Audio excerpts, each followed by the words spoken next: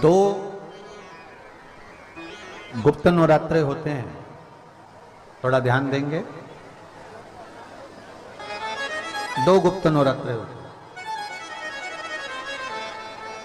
एक गुप्त नवरात्रा यही माघ के महीने में आता है। श्रृंगी ऋषि ने इस गुप्त नवरात्रे का बड़ा वर्णन किया। श्रृंगी बाबा ने इस गुप्त नवरात्रे के बारे में बहुत कुछ बताया, बहुत कुछ। श्रृंगी बाबा गुप्त नवरात्रे के लिए कहते हैं कि अगर इस गुप्त नवरात्रे के अंतर्गत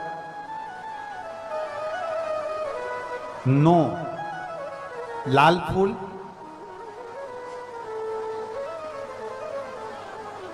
और 5 श्वेत पुष्प, ये दोनों, लोग कहते हैं गुप्त नवरात्रे में हम देवी की आराधना करें, गुप्त नवरात्रे में हम भगवान की आराधना करें, पर शिव महापुराण की कथा कर रही है, भगवान शंकर का चरित्र कथा है। अगर आपने देवी भागवत का स्मरण किया हो या भगवान शिव की एक पवित्र आनंदमय कथा स्कंद पुराण के काशी खंड में अगर सुनी हो या उसमें भी नहीं पढ़ पाए हो, तो श्रृंगी ऋषि के चरित्र में आता है।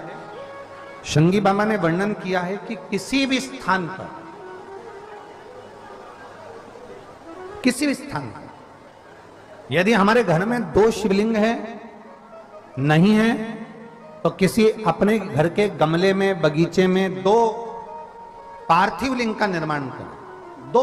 2 पार्थिव लिंग, उसमें एक शिवजी का स्मरण करें और एक में माता पार्वती जी का स्मरण।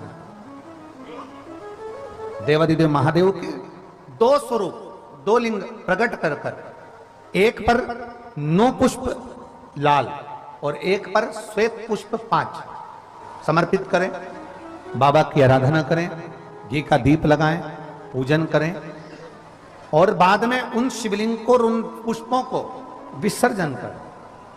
किसी भी नदी में, तालाब में, बावड़ी में, अगर वहां नहीं विसर्जन कर सकते हैं तो किसी वृक्ष के नीचे उनका विसर्जन कर दें।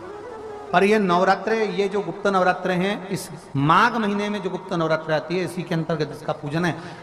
एक बार हमने पहले वर्णन किया था, जिसके यहाँ संतान नहीं होती उसके लिए भी पहले इस माघ महीने में जो गुप्त नवरात्रे आते हैं उसका स्मरण कराया था। कैलाशी अविनाशी है शिव तत्व कह रहा। आप जिस भाव से आप भगवान को रिझाते हो, भगवान उस भाव से अपने भक्तों के करीब पहुंचता है। नवरात्रे में जितनी शंकर की आराधना कर सकते हो उतनी करो। शंकर की आराधना करने से नवरात्रे में शक्ति का बल बढ़ता है। शक्ति का क्यों गुरुजी नवरात्रे में शंकर जी की आराधना क्यों करना चाहिए? हमने कहा अगर माता रानी से जो मांगना है तुम्हें, अगर तुमने नवरात्रे में शिव जी की आराधना करिए, शंकर की कथा सुनिए, शंकर की आराधना करिए, शिव स्तुति करिए, शंकर को 1 लोटा जल चढ़ाया, मां आद्य शक्ति तुम्हारे पर कृपा करेगी। क्यों? क्योंकि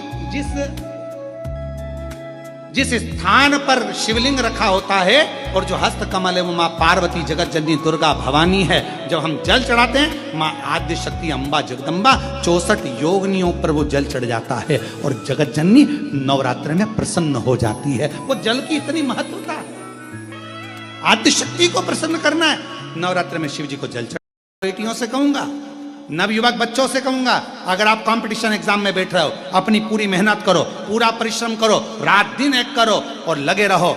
और 9 दिन तक नवरात्रि में 9 लाल फूल की 9 पंखड़ियां या 9 कोई भी चावल लाल कलर में कर कर, कुंकू में कर कर, अगर माँ जगत जननी के मंदिर में नहीं जा सकते, माँ भीड़ रहे, तो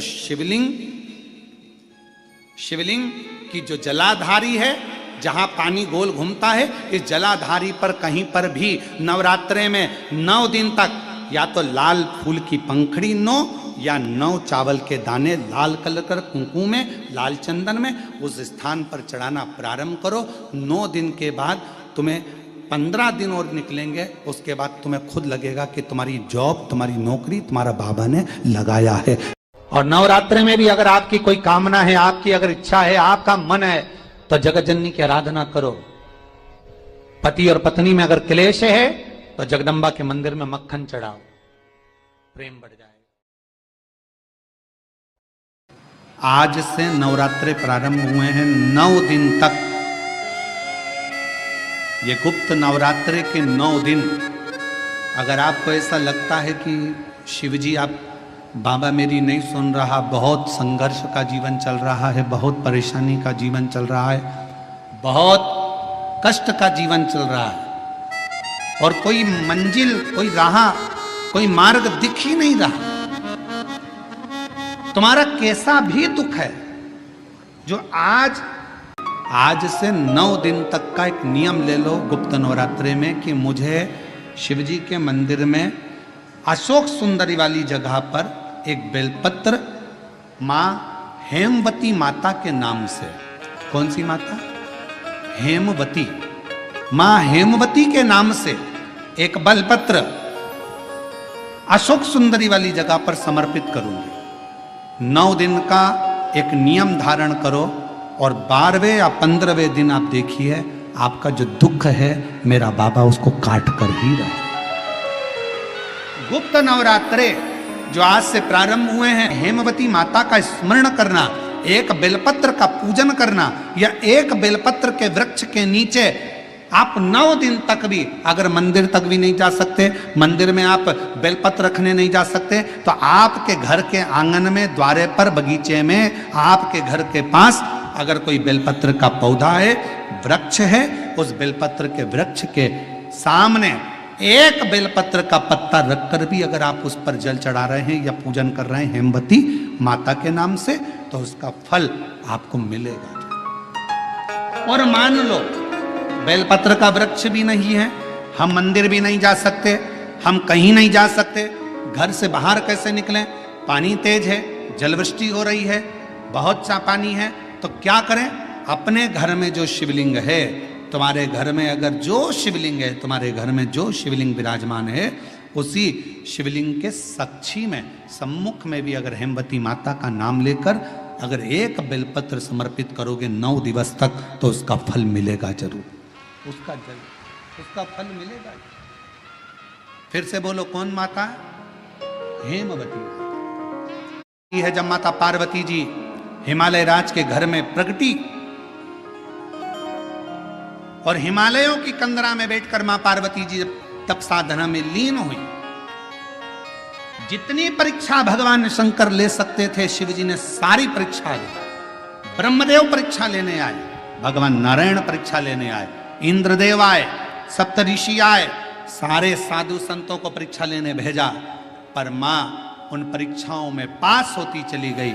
तब भगवान शंकर ने दर्शन देकर कहा, पार्वती आज से तुम्हारा नाम हेमवती रहेगा।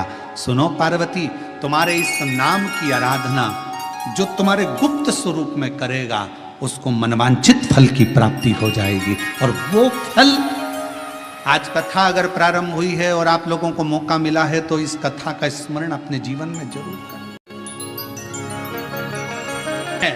जिस समय पर मां जगत जननी जगदम्बा अम्बा स्वयं दुर्गा भवानी ने देखा कि शंकर भगवान के कंठ में विष पहुंच रहा है, तब मां आद्य शक्ति दुर्गा भवानी जगत जननी जगदम्बा औषधि का पिटारा लेकर, स्वयं वेद बनकर, स्वयं डॉक्टर बनकर, औषधि का पिटारा लेकर, मेरी मां आद्य शक्ति जगदम्बा कात्यायनी, स्वयं मां कात्यायनी अपना औषधि का पिटारा लेकर, स्वयं मां जगत जननी डॉक्टर बनकर औषधि का पिटारा लेकर पहुंच गई। शिवजी को तो हलाहल विष था, अंदर उतरना था, पर पार्वती जी ने देखा, कात्यायनी ने देखा, मेरे पति अगर इस विष को नीचे उतार लेंगे तो पूरा ब्रह्मांड जल जाएगा, करूं क्या? मेरी मां आद्य शक्ति दुर्गा भवानी जगत जननी दुर्गा मां स्वयं मां देवी एक औषधि का पिटारा लेकर जाती हैं, शिव के कंठ पर उस औषधि को, अपने हस्त को रख लेती हैं। दुनिया की दृष्टि में लगा कि औषधि को लगाया गया, विष नीचे नहीं उतरा, पर जैसे ही मां जगत जननी ने हाथ का स्पर्श करा, हाथ का स्पर्श करते थे जगत जननी उस कंठ में जाकर बैठ गई और विष को नीचे नहीं उतरने दिया, विष को नीचे नहीं उतरने दिया। कई लोगों को देखना बहुत तेज बुखार आ रहा है, बहुत तेज पेट दुख रहा है, बहुत तेज सिर दर्द हो रहा है, प्रैक्टिकल करके देखना शिव पुराण की कथा का, कहीं सियोर वाला महाराज झूठ तो नहीं बोल रहा। प्रैक्टिकल करते रहना चाहिए और प्रैक्टिकल जीवन में जरूर करो। और हमने पहले भी कहा प्रैक्टिकल बहुत जरूरी है। शेष सैया की साक्षी में तो कभी इंद्राणी आई नहीं, आज पहली बार इंद्राणी आई है, वो भी सची देवी यहां पहुंची है। क्यों? इसलिए कैसे आना हुआ?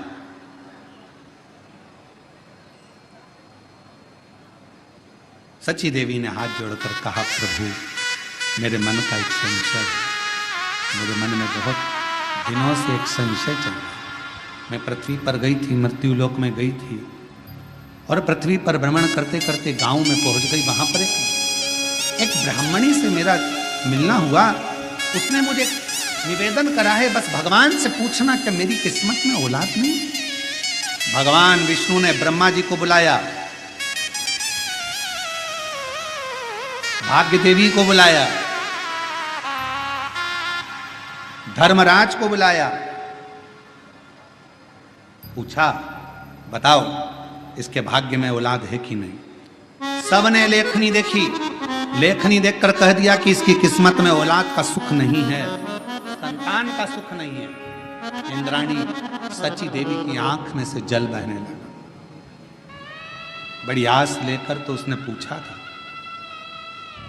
अब मैं उसको जवाब देने नहीं जाऊंगा, क्योंकि अगर मैं बोलने जाऊंगी कि तेरे घर में औलाद का सुख नहीं है, संतान का सुख नहीं है, तो मुझे पकड़ लेगी, चरण पड़े लेगी, तुम मुझे औलाद का सुख दीजिए, संतान दीजिए, मुझे वर दीजिए, कुछ भी करो, मेरे घर में संतान का सुख प्राप्त हो, उसके लिए कुछ कार्य करिए। मैं नीचे नहीं जाऊंगी। सची देवी नहीं गई, नीचे गई नहीं, इंद्राणी गई नहीं। समय बीतते बीतते एक दिन वही श्रेष्ठ बालक जो शंकर भगवान का एक नियम लिया था, एक बेलपत्र समर्पित करने का, वो निकल कर जा रहा था। दूसरे गांव से बहुत तेज जलवृष्टि हो रही थी और बहुत तेज जलवृष्टि में उसने सोचा कहां रुकूं मैं, कहां? इतना तेज पानी गिर रहा है, जलवृष्टि हो रही है, जाऊं तो जाऊं कहां? उसी ब्राह्मणी के घर में वो एक बेलपत्र का नियम बनाने वाला वो श्रेष्ठ बालक उस ब्राह्मणी के घर में चले गया।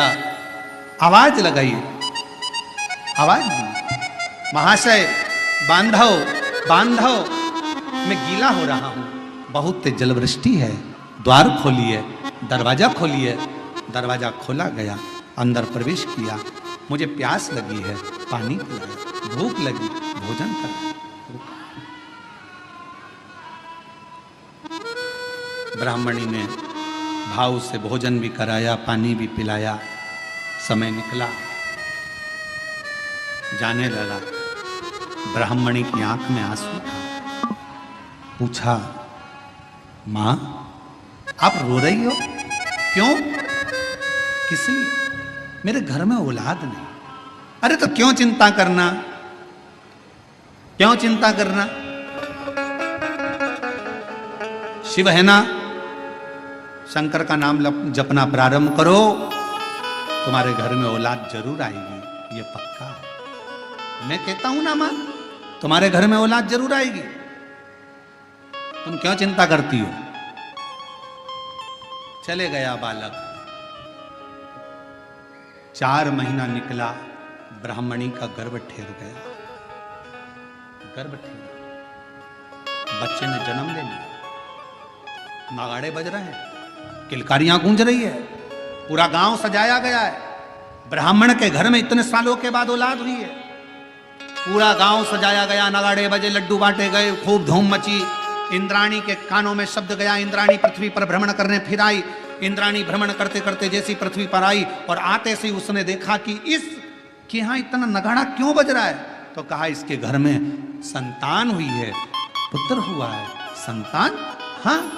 इंद्राणी बोलती हो ही नहीं सकता कि इसके घर में औलाद हो जाए। इंद्राणी गई वापिस इंद्रदेव के पास। महाराज, महाराज, इंद्रदेव ने पूछा क्या हुआ? अपन भगवान विष्णु के यहाँ गए थे और भगवान विष्णु ने धर्मराज को बुलाया था, भाग्य देवी को बुलाया था, ब्रह्मा जी को बुलाया था और पूछा था क्या औलाद का सुख है? सबने मना करा था। एक बार वापिस चलो। फिर वापिस गए। भगवान नारायण के पास में जाकर इंद्राणी ने कहा, प्रभु आपने तो कहा था कि उस ब्राह्मण के घर में औलाद का सुख नहीं है, संतान का सुख नहीं है। भाग्य देवी ने देखकर कहा था कि औलाद नहीं होगी। धर्मराज ने कहा था इसके घर में औलाद नहीं होगी। ब्रह्मा जी ने लेखनी देखकर कहा था इसके घर में औलाद नहीं होगी। फिर ये औलाद का सुख कहां से आ गया? तब भगवान नारायण ने कहा, ब्रह्मणी ऐ सची देवी, जो देवता भी लेख को नहीं पलट सकते, वो शंकर का एक भक्त उस लेख को पलट सकता।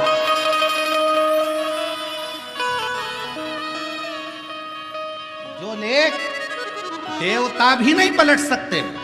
देवता का काम है भाग्य लिखना, शिव जी का काम है भाग्य को पलट देना। आराधना का एक स्मरण का सुख है महाराज। ज्योत का विधान है। नवरात्रि में देवी की ज्योत लगती है, अखंड ज्योति लगती है, जवारे बुआए जाते हैं, कलश लगता है। ज्योत का भी विधान है। जिसके यहाँ दिया अखंड जलाया जाता है, अगर वो दिए की लो, दिए की बाती अगर दक्षिण दिशा की होती है, तो उसके घर में साल भर में एक घात जरूर होती है।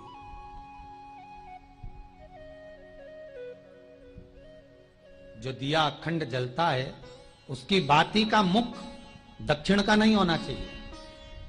अगर आपने देवी भागवत का स्मरण कराओ, देवी भागवत को अगर सुना हो, तो देवी भागवत में स्पष्ट किया गया कि पूर्व की ओर मुख करा हुआ दिया, अर्थात पूर्व की ओर ज्योत जो जलाई जाती है, वो संपदा की वृद्धि करती है। पश्चिम की ओर मुख कर कर जो ज्योत लगाई जाती है महाराज, वो वैभव को देती है। और उत्तर की ओर जो मुख कर कर ज्योत जलाई जाती है, उत्तर की ओर जो ज्योत का मुख रहता है, वो आयु की वृद्धि करती है। तो महापुराण का कौमार खंड वर्णन करता है, जब व्यक्ति बहुत ज्यादा उलझनों में कहीं एकदम अचानक घिर जाए और उसका कोई निर्णय निकल ही नहीं रहा। शिव पुराण की कथा कहती है, मरना उसका कोई हल नहीं है। उस समय पर केवल एक काम कर, एक कनेर का फूल और एक दुर्वा दोनों ले जा। जया, विषहरा, शामलीवारी, दौतली और देव। शिव जी की जो 5 लड़कियां हैं, इन 5 लड़कियों का नाम लेकर एक कनेर का फूल और एक दुर्वा जो भगवान शंकर को उत्तर की ओर मुख कर कर शिवलिंग पर समर्पित कर देता है, और एक लोटा जल धीरे धीरे शंकर भगवान को अपने मन की कामना कर कर जिस उलझन में वो फंसा हुआ है, उसका स्मरण करते करते वो शिव जी से अपने मन की बात कहते कहते अगर जल उसी दुर्वा, उसी कनेर के फूल के ऊपर शिवलिंग पर जो चढ़ा हुआ है उस पर समर्पित करता है, कहते हैं 4 घंटे भी नहीं लगते। 3 महीने तो जान दो, 3 दिन भी जान दो, 4 घंटे भी नहीं लगते, और देवाधिदेव महादेव उस व्याधि से उसको निकालना प्रारंभ कर। अथर्व वेद वर्णन करता है कि एक प्रत्यंगिरा माता और एक मां दंतेश्वरी, ये 2 देवियां ऐसी हैं, अगर कोई कितनी भी काली विद्या कर दे, कोई कहीं की भी विद्या कर दे, इन देवी का नाम लेकर केवल दक्षिण में खड़े हो और शिवलिंग पर जल चढ़ाते समय उत्तर की ओर मुख कर कर, जहाँ अशोक सुंदरी का स्थान होता है, यहाँ से जल चढ़ाते चढ़ाते धार को जो पानी की आगे ले जाता है, प्रत्यंगिरा माता या दंतेश्वरी माता का स्मरण कर कर फिर जल शिव पर चढ़ाता है, फिर प्रत्यंगिरी का नाम लेकर, दंतेश्वरी का नाम लेकर फिर जल चढ़ाता है। उसकी जिंदगी में अगर कोई कितनी भी तंत्र मंत्र विद्या कर दे, उसके ऊपर असर हो ही नहीं पाता, उसी समय पर कट जाता है। जिस स्त्री के रजो धर्म में, रजो धर्म के समय पर कोई नारी कहती है पेट दर्द होता है, कोई कहती है रजो धर्म नहीं आता, कोई कहती है रजो धर्म रुक जाता, वो नारियां जो बहुत उदर से जुड़ी हुई कहीं ना कहीं तकलीफों में होती हैं, अगर मां प्रत्यंगिरा का स्मरण कर कर एक चावल का दाना, भगवान देवाधिदेव महादेव जिस जलाधारी पर, वो जो गोल जलाधारी है, जिस जलाधारी पर शंकर का शिवलिंग रखा हुआ है, उस जलाधारी पर कहीं पर भी एक चावल का दाना या तो मां दंतेश्वरी का नाम लेकर या प्रत्यंगिरा माता का नाम लेकर अगर चढ़ा देती है, तो उस नारी के रजो धर्म से जुड़ी जितनी प्रॉब्लम है वो सब समाप्त हो जाती है। यहां तक प्रत्यंगिरा माता का ज्यादा उपास नहीं कर सकते, ज्यादा साधना नहीं कर सकते, ज्यादा व्रत नहीं कर सकते, हम माता की चौकी भी नहीं लगा सकते, ज्योत भी नहीं जला सकते, कलश भी नहीं रख सकते, हम बहुत बहुत तप नवरात्रे में नहीं कर सकते। तो शंकर जी ने कृपा कर कर 5 दिन की ये शिव पुराण आपको 2 बजे से 5 बजे तक दे दी कि शिव शक्ति का आराधना इसे ही कर। श्री शिवाय नमस्तुभ्यम। दोस्तों, इस वीडियो में गुरुजी ने गुप्त नवरात्रि के बारे में बड़े ही विस्तार से बताया है। गुप्त नवरात्रि में कोई भी कार्य अगर आपका अटका हुआ हो और गुप्त नवरात्रि में उस कार्य को गुप्त रख कर के माँ की आराधना की जाए तो वह कार्य परिपूर्ण यानी सफलतापूर्वक वह कार्य पूर्ण होता है। इस वीडियो में गुरुजी ने यह सारे उपाय बताए हैं। अगर वीडियो पसंद आए तो चैनल को आप लोग सपोर्ट करें, चैनल को सब्सक्राइब करें, वीडियो को लाइक करें और हाँ, कमेंट्स बॉक्स में श्री शिवाय नमस्तुभ्यम ओम नमः शिवाय अवश्य लिखें।